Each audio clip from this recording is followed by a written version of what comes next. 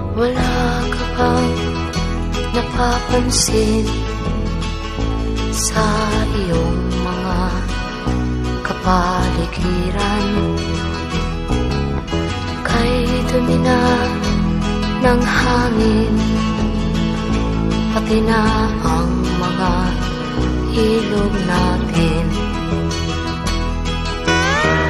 Hindi nga masamang pag-unlad at malayo-layo na rin ang ating narating.